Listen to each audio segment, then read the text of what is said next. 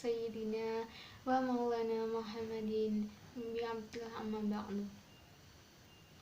Sebagai hamba Allah yang beriman, marilah kita panjatkan puji dan syukur atas kehadirat Allah Subhanahu wa Ta'ala yang telah memberikan iman lahir dan batin serta kekuatan kesehatan kepada kita semua. Kemudian tak lupa salawat serta salam kita curahkan kepada Nabi besar kita, Nabi Muhammad SAW, yang telah membawa kita dari zaman kegelapan menuju zaman terang benderang seperti saat ini.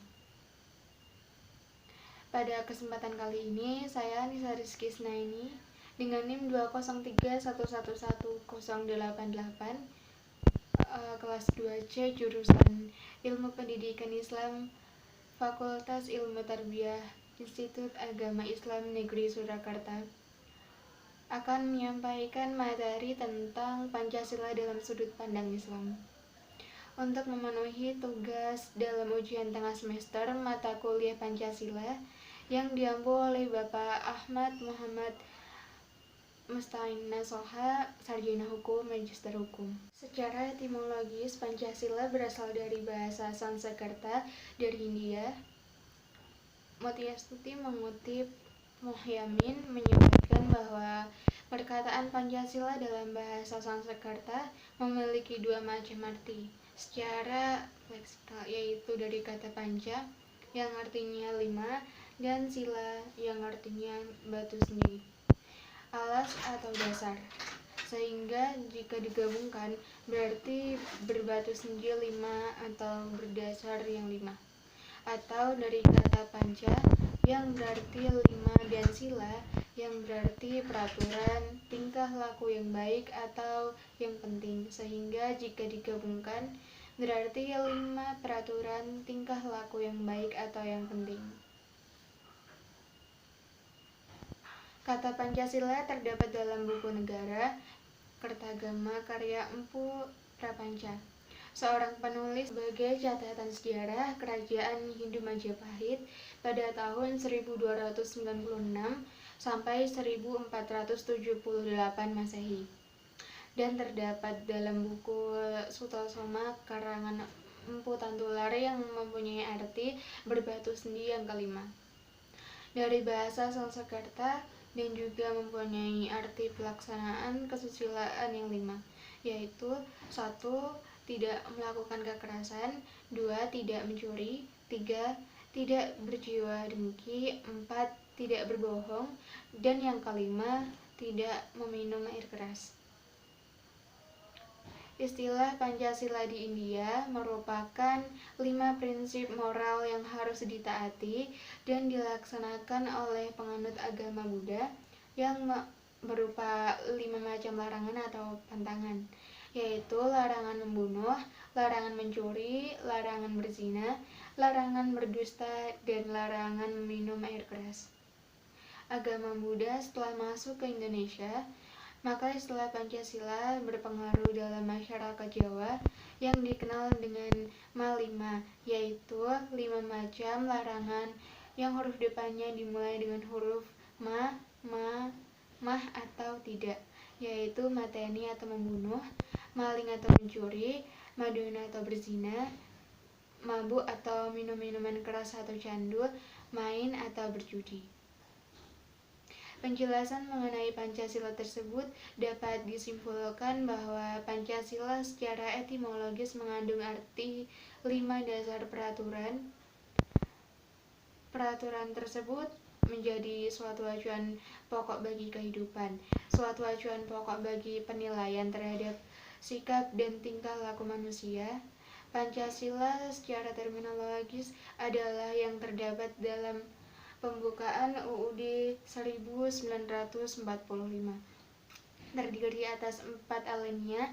Di dalamnya tercantum rumusan Pancasila yang terdiri dari ketuhanan yang Maha Esa, kemanusiaan yang adil dan beradab, persatuan Indonesia, kerakyatan yang dipimpin oleh hikmat kebijaksanaan dalam permusyawaratan perwakilan, dan keadilan sosial bagi seluruh rakyat Indonesia. Pancasila secara terminologis menurut Asmora Ahmadi adalah 5 sila atau aturan yang menjadi ideologi bangsa dan negara, pedoman bermasyarakat, dan pandangan hidup dan kepribadian bangsa negara Indonesia. Bahwa Pancasila merupakan jiwa seluruh rakyat Indonesia yang memberikan kekuatan hidup kepada bangsa Indonesia dan memberikan bimbingan dalam kesejahteraan hidup, baik lahir dan batin. Berbagai pengertian yang diketahui, Pancasila merupakan dasar negara Indonesia yang berisi mengenai aturan atau ajaran-ajaran mengenai sikap dan perilaku terpuji. Merupakan moralitas yang disepakati bersama dalam menjalankan hidup, menjadi acuan hidup berbangsa dan bernegara di Indonesia. Pengertian Pancasila secara dalam radix filsafati disebutkan Asmora Ahmadi bahwa istilah Pancasila diartikan sebagai ideologi, dasar negara, dan dasar kehidupan, filsafat bangsa, dan juga negara Indonesia. Kemudian saya akan menjelaskan bagaimana pandangan Islam dari Al-Quran berdasarkan penjelasan para ahli tafsir dan hadis, penjelasan ahli hadis terhadap tiap-tiap sila dari Pancasila. Pada sila pertama, sila ketuhanan yang Maha Esa. A. Percaya dan takwa kepada Tuhan yang Maha Esa, sesuai dengan agama dan kepercayaan masing-masing menurut dasar kemanusiaan yang adil dan beradab. B. Menghormati dan bekerja sama antara pemeluk agama dan penganut-penganut kepercayaan yang berbeda-beda sehingga terbina kerukunan hidup. C. Saling menghormati kebebasan menjalankan ibadah sesuai dengan agama dan kepercayaannya. D. Tidak memaksakan sesuatu agama dan kepercayaan kepada orang lain. Korelasi Pancasila pada sila pertama, ketuhanan yang Maha Esa, dalam Al-Quran adalah surat Al-Ikhlas ayat 1 yang berbunyi Qul huwallahu ahad, yang artinya katakanlah dialah Allah yang Maha Esa. Katakanlah, hai utusanku, dia adalah Allah yang Maha Esa. Kemudian pada sila kedua, yaitu sila kemanusiaan yang adil dan beradab, A. Mengakui persamaan derajat, persamaan hak, dan persamaan kewajiban antara sesama manusia. B. Saling mencintai sesama manusia. C. Mengembangkan sikap tenggang rasa. D. Tidak semena-mena terhadap orang lain. E. Menjunjung tinggi nilai kemanusiaan. F. Gemar melakukan kegiatan kemanusiaan. G. Berani memilah kebenaran dan keadilan. Dan H. Bangsa Indonesia bagian-bagian dari seluruh umat manusia mengembangkan sikap hormat menghormati dan bekerja sama dengan orang lain. Korelasi Pancasila pada sila kedua ini, kemanusiaan yang adil dan beradab, dalam Al-Quran adalah pada surat An-Nisa ayat 135, yang artinya, wahai orang-orang yang beriman, jadilah kamu orang yang benar-benar penegak keadilan, menjadi saksi karena Allah, biarpun terhadap dirimu sendiri atau ibu, bapak, dan kaum kerabat kamu. Jika ia kaya atau miskin, maka Allah lebih tahu kemaslahatannya. Maka janganlah kamu mengikuti bawah nafsu karena ingin menyimpang dari kebenaran, dan jika kamu memutarbalikkan kata-kata atau enggan menjadi saksi, maka sesungguhnya Allah adalah Maha mengetahui segala apa yang kamu kerjakan. Kemudian pada sila ketiga, sila persatuan Indonesia, A. Menempatkan persatuan, kesatuan, kepentingan, dan keselamatan bangsa dan negara di atas kepentingan pribadi dan golongan. B. Rela berkorban untuk kepentingan bangsa dan bernegara. C. Cinta tanah air dan bangsa. D. Bangsa sebagai bangsa Indonesia dan bertanah air Indonesia.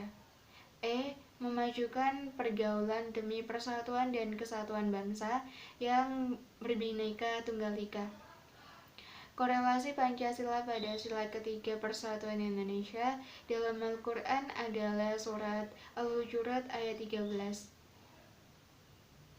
yang artinya, hai manusia, sesungguhnya kami menciptakan kamu dari seorang laki-laki dan seorang perempuan, dan menjadikan kamu berbangsa-bangsa dan bersuku-suku supaya kamu saling kenal mengenal.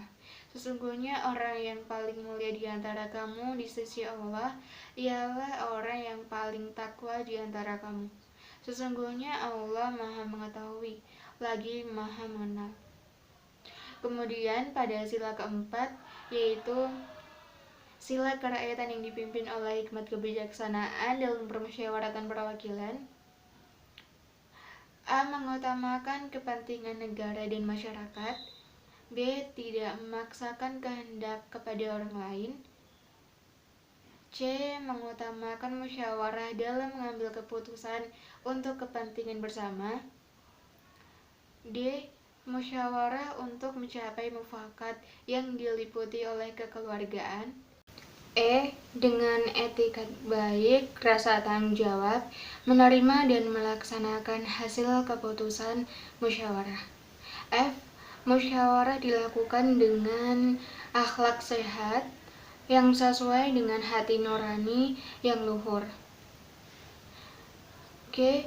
Keputusan yang diambil dapat dipertanggungjawabkan secara moral kepada Tuhan Yang Maha Esa, menjunjung tinggi harokat dan martabat manusia, serta nilai-nilai kebenaran dan keadilan. Korelasi Pancasila pada sila keempat ini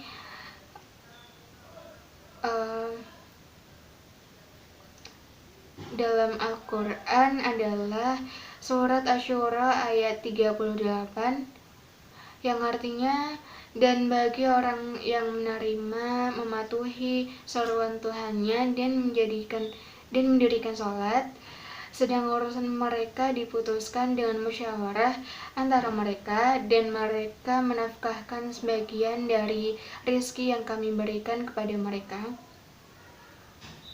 Kemudian sila yang kelima, yaitu sila keadilan sosial bagi seluruh rakyat Indonesia. A. Mengembangkan perbuatan-perbuatan yang luhur, mencerminkan sikap dan suasana kekeluargaan dan kegotong royongan. B. Bersikap adil. Dan C. Menjaga keseimbangan antara hak dan kewajiban. Korelasi Pancasila pada sila kelima, keadilan sosial bagi seluruh rakyat Indonesia, dalam Al-Quran surat An-Nahl ayat 90, yang artinya, sesungguhnya Allah menyuruh kamu berlaku adil dan berbuat kebaikan, memberi kepada kaum kerabat, dan Allah melarang dari perbuatan keji, kemungkaran, dan permusuhan. Dia memberi pengajaran kepadamu agar kamu dapat mengambil pelajaran. Dari penjelasan saya tadi, saya akan menjelaskan dari sisi lain, yaitu dari tafsir Hamka. Pada sila pertama, sila ketuhanan Yang Maha Esa,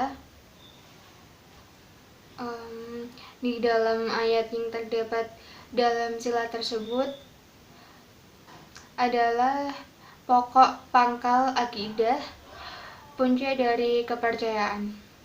Mengakui bahwa maksud yang dipertuhankan Allah adalah dari satu nama. Tidak ada Tuhan selain Dia atau Allah. Allah Maha Esa, mutlak esa, dan tunggal. Allah tidak bersekutu dengan yang lain. Pengakuan atas kesatuan, keesaan, atau tunggalnya adalah Tuhan, namanya adalah Allah.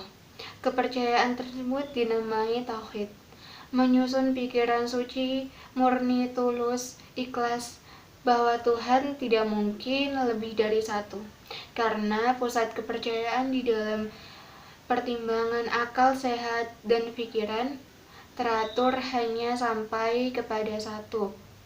Tidak ada yang menamai Allah, tidak ada yang menyerupai Allah, dan tidak ada teman dalam hidup Allah.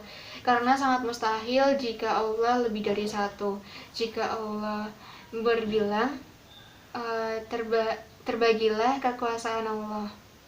Kekuasaan yang terbagi artinya sama-sama kurang berkuasa.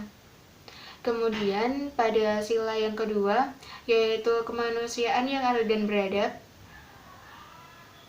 pada ayat tadi juga menyebutkan ayat tersebut memerintahkan kepada hakim atau saksi supaya mereka itu berdiri dengan adil, agar mereka menjadi pendiri-pendiri keadilan di antara orang-orang yang berperkara.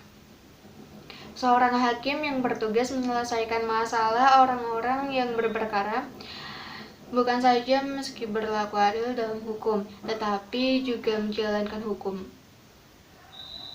Seperti dalam pemeriksaan memberikan tempat duduk kepada mereka yang diperiksa, bahkan hendaklah adil juga dalam memanggil nama atau gelar mereka masing-masing.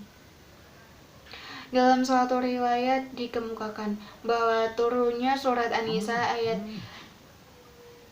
135 ini pengaduan dua orang yang bersengketa, seorang kaya dan seorang lagi fakir atau miskin.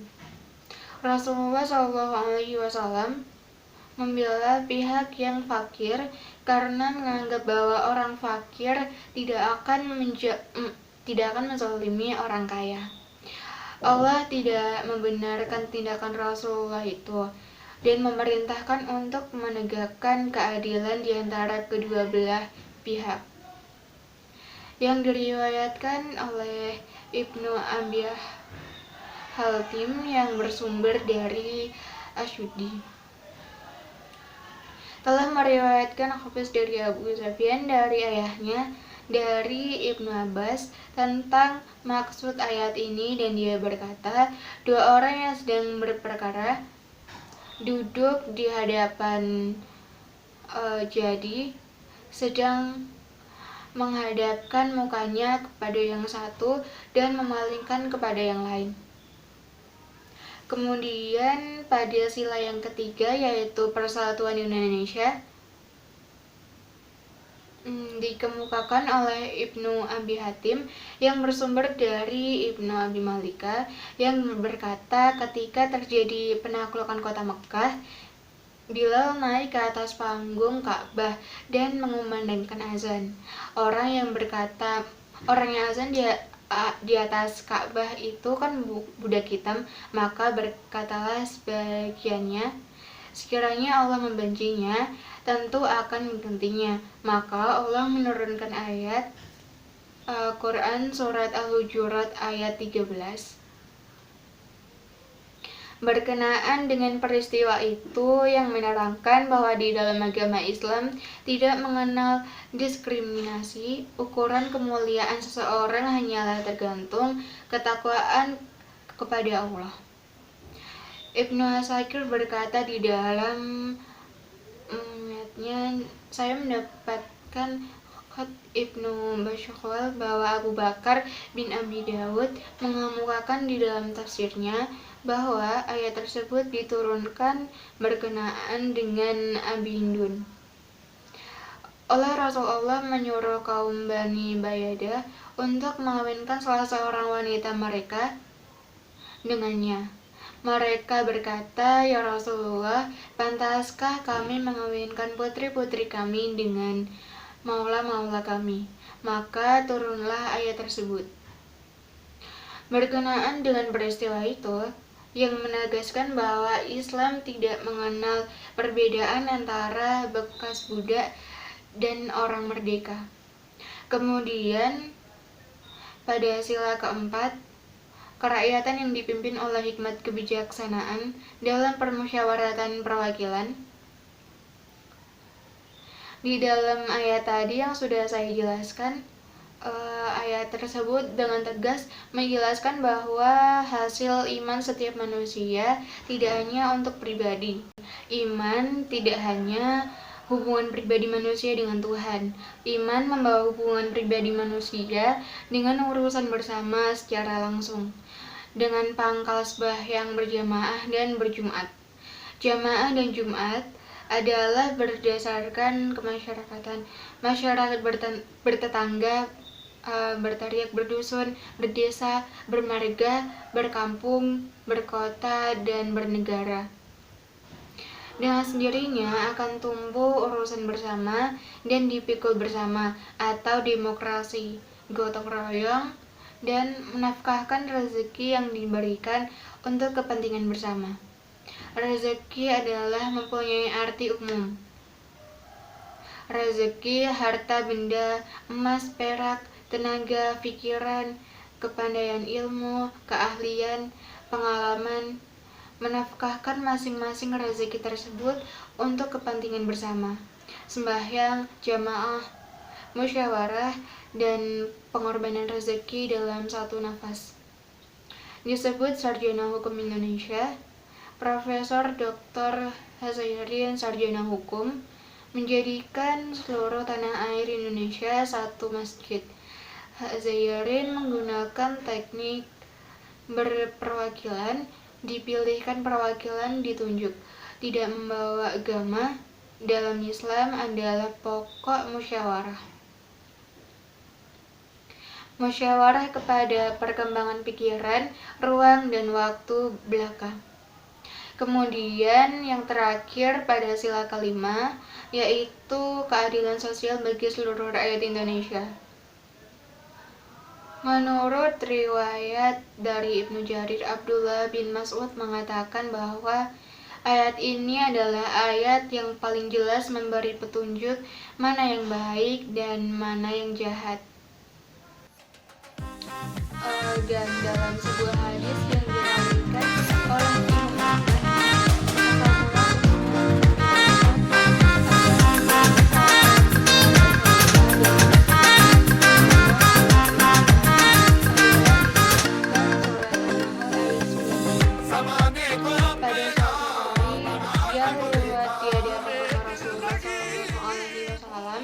sedang duduk-duduk. Mulanya Utsman acuh, tak acuh saja, malahan dia sering naikkan giginya. Ia dipanggil Nabi dan disuruh ke dekat beliau. Tiba-tiba Jibril turun membawa ayat ini, lalu dibaca oleh Rasulullah SAW supaya didengar oleh Utsman. Utsman berkata, menyelinaplah ayat itu ke dalam hatiku hingga meneguhkan imanku dan menjadi sangat cinta kepada Nabi Muhammad SAW.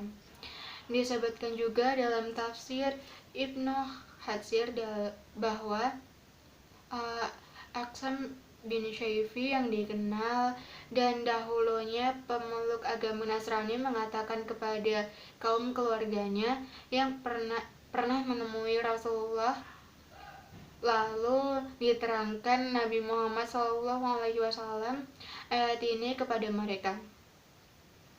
Setelah mereka kembali kepada Aksan bin Syaifi, berkatalah dia kepada kaumnya itu, kalau demikian, yakni menyuruhkan kita agar berpegang kepada akhlak yang mulia dan menyuruh kita dan jika kita dari akhlak yang hina, maka anjuran kepada semua manusia untuk menerima dan menjadi pengikutnya. Karena semua manusia dalam hal tersebut menjadi kepala-kepala terkemuka yang tidak hanya menjadi ekor-ekor yang di belakang-belakang saja. Demikian yang dapat saya sampaikan kepada kesempatan ini. Semoga dapat bermanfaat bagi kita semua dan dapat kita aplikasikan di dalam kehidupan sehari-hari. Lebih dan kurangnya mohon dimaafkan. Yang benar datangnya atas bimbingan Allah Subhanahu wa Ta'ala yang Maha Benar, dan yang salah, khilaf atau keliru itu datangnya dari saya pribadi sebagai manusia biasa yang tidak pernah luput dari salah, khilaf, dan dosa. Akhiru kalam, subhanallahumma wa bihamdika asyhadu an la ilaha anta wa astaghfiruka wa atubu ilaik. Wallahu wafiq ila akhwami tamarik. Wassalamualaikum warahmatullahi wabarakatuh.